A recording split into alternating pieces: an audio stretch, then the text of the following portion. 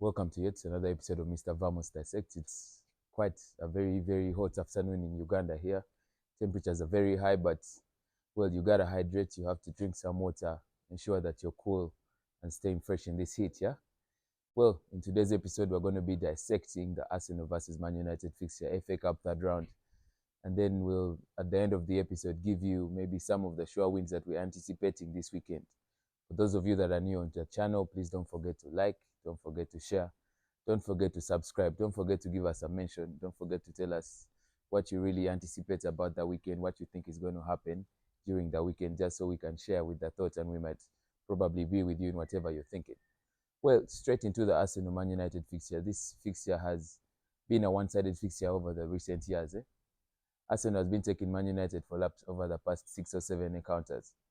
And of course, the last time they faced each other, end of last year, Arsenal took on Man United and beat them 2-0. Of course, we had banter around the time of Corner FC and all that, but things have not been looking good for Arsenal for a long period of time now.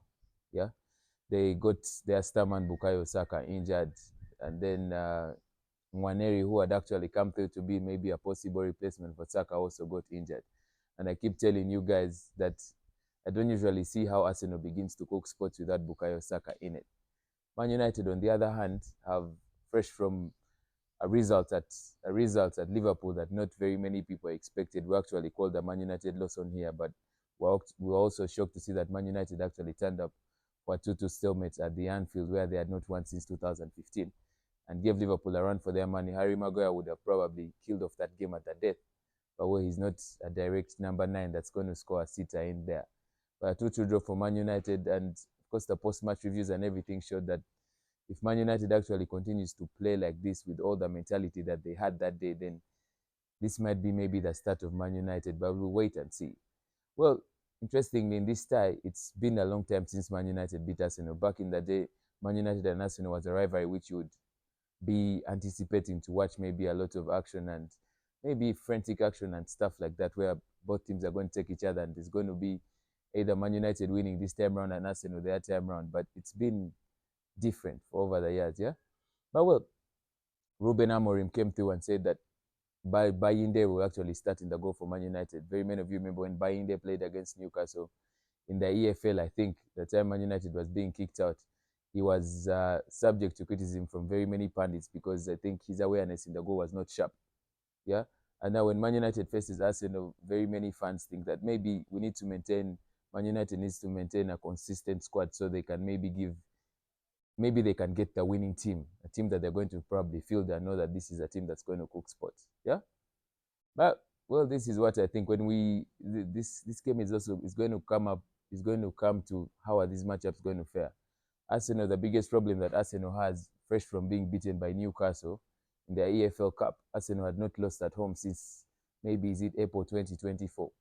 Yeah, that's a very interesting start for you inside there. For a team not to lose at home for that long period of time and they get to lose at the start of the year, it actually raises very many question marks, yeah? And then, of course, Newcastle has somebody that I think Arsenal should be bookmarking on. That's Alexander Isak. He's actually scored in his last 7 games, yeah? And now when you check this man in Sociedad, he wasn't really scoring as very many goals as he has. He has actually scored more goals in lesser games in Newcastle than he did at Sociedad in more games, yeah?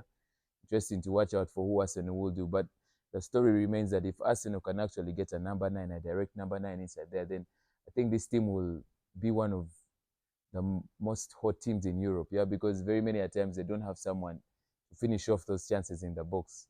They don't have somebody that has that killer instinct to kill off the game. Yeah, and then Kai Havertz came back from the illness that he had.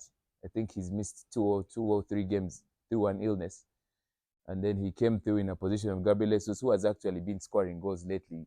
Gabriel Jesus has a history of starting to score goals when the transfer window is actually reaching because he's trying to bait the manager not to sell him. But well, we'll wait to see how that goes. The attacking force of Arsenal versus the attacking force of Man United is where we'll start from. I think Man United has maybe let's call them 2 number 9s. Hoyland might be the direct number 9. And then Jacques comes through to play as a number 9, number 10. And then for Arsenal, we'll probably be thinking that Kai Havertz and Gabriel Jesus, one of those 2 guys, will start in front. What threat do these 2 guys does this bunch of players have? Well, in between the 4 players that we've mentioned, I think Hoyland might be the only direct number 9 in all the people that we've mentioned, because Kai Havertz actually looks like a number 10. And then Gabriel Jesus, I think he's a masquerader. He's probably supposed to be a winger in that one. I think for Man United, Rasmus Hoyland gets the nod and starts the game against Arsenal, because I think he has the energy to maybe take off Mahalenges and Saliba. But of course, I don't know what Amorim is cooking. But to me, I think Rasmus Hoyland gets the nod inside that one. And then for Arsenal, basing on the last game that they played, I think Arteta will be tickled a bit and start Gabriel Jesus in front of goal.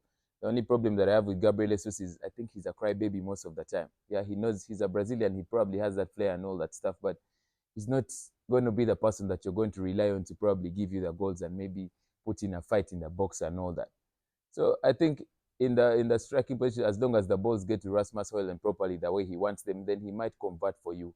As long as Arsenal is lethal on the wings and the balls are coming to the box and they get Man United napping in their new formation, then you expect Gabriel Jesus to probably punish you inside that one.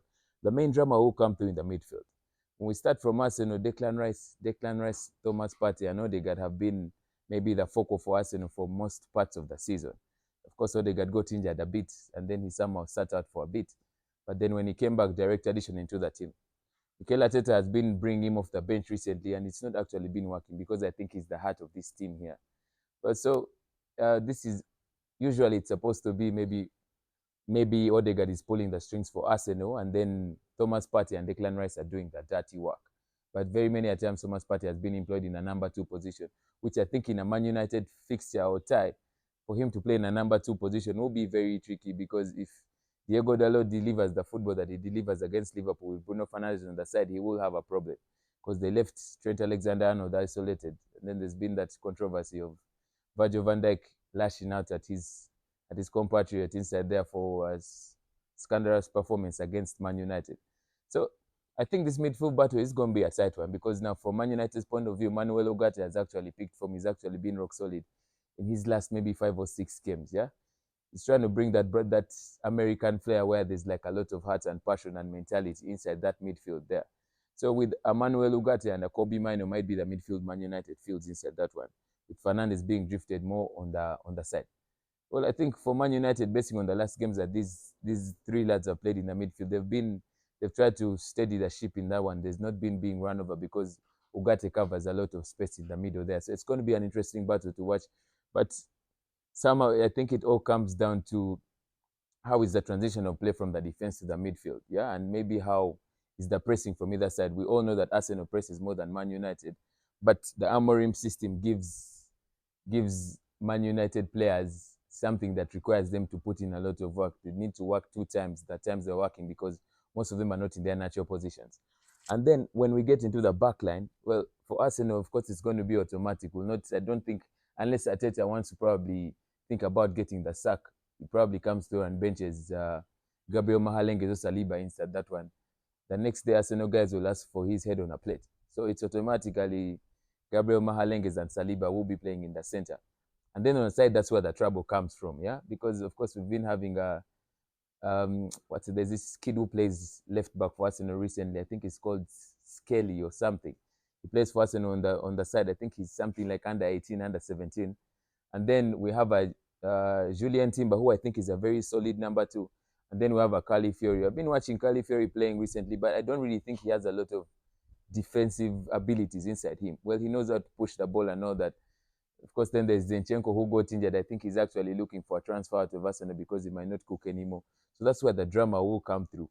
Telling a colleague of mine that if Skelly actually comes through in that team to start in the number 3, I think Amad Diallo will take him for laps. So I probably think Calafiori and Timber will start from either side, with the Saliba and Mahalenges in the center of the defense. And then for Man United, of course, Lisandro Martinez starts with Maguire and a possible Delete. I don't know if Delete will get the nod, because there's been a lot of controversy about maybe Cody Gakpo leaving him for dead and scoring that goal he committed too quickly. But then in Lenny Yoro, remember, they have a player who I think is starting to act like Wan-Bissaka. He's very clinical on that tackle there. Very many of you remember the tackle that he did against Liverpool on Darwin Nunez, that somewhat I think kept Man United in that game, because I think had Nunez actually left Lenny Yoro on that one, there were like 3 guys waiting to pounce on that one and score Man United. So I think Amorim maintains the back line that he did. That's Harry Maguire, who is now rejuvenated in that system and is the leader at the back in the center, Martinez and Delete. And then the wing backs will be, of course, Dalot and Mazraoui. I don't think he changes that one. He's trying to get a team now that's consistent. And then Amad Diallo will be playing on one side. Yeah.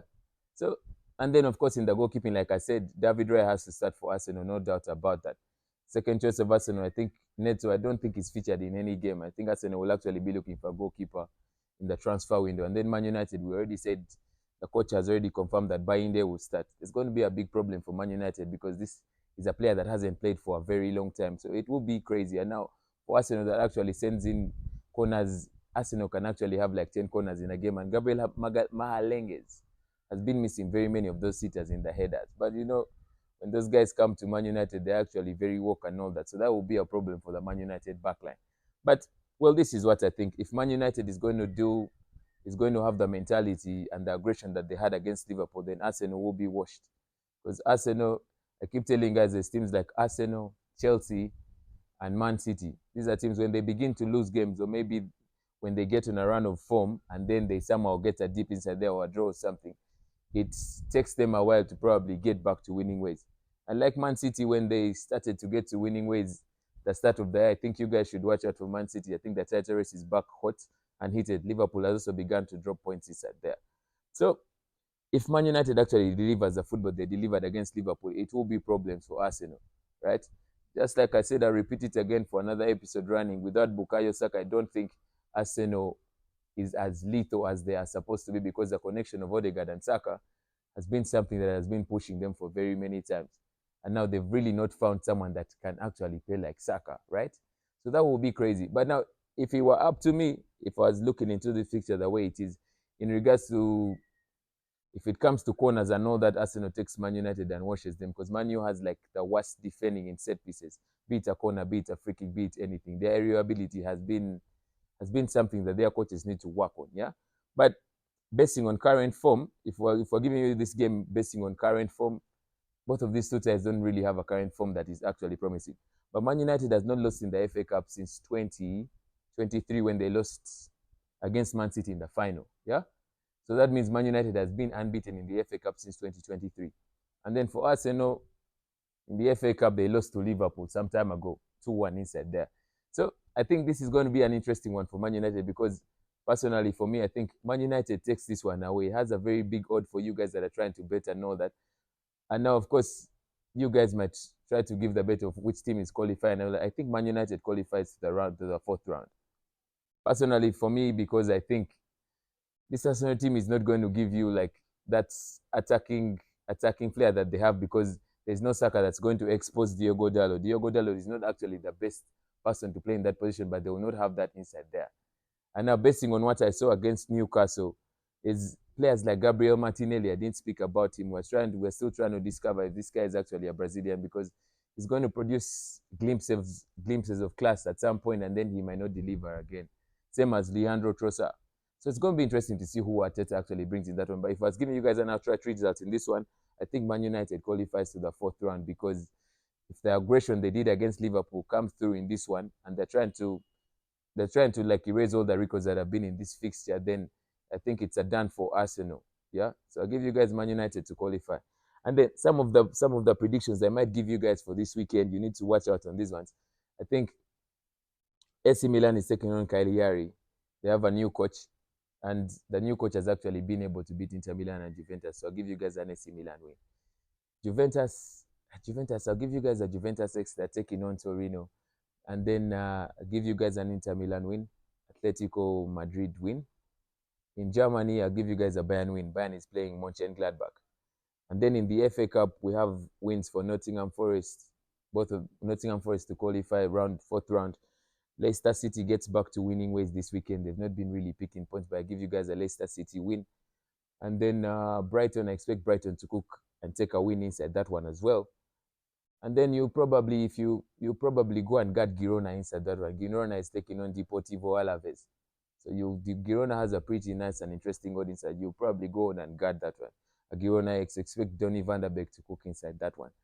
And then of course, interestingly, Frankfurt, another team that I've been looking at, Frankfurt is taking on Sao Paulo. I think you can guard Frankfurt, but of course, they are danger man. Omar Mamouche he has actually agreed terms with Man City. I think Man City begins to rebuild because they've actually bought a defender as well in that one. So you can probably guard Frankfurt in that one. Not a very sure one, but you can give them a guard on that one.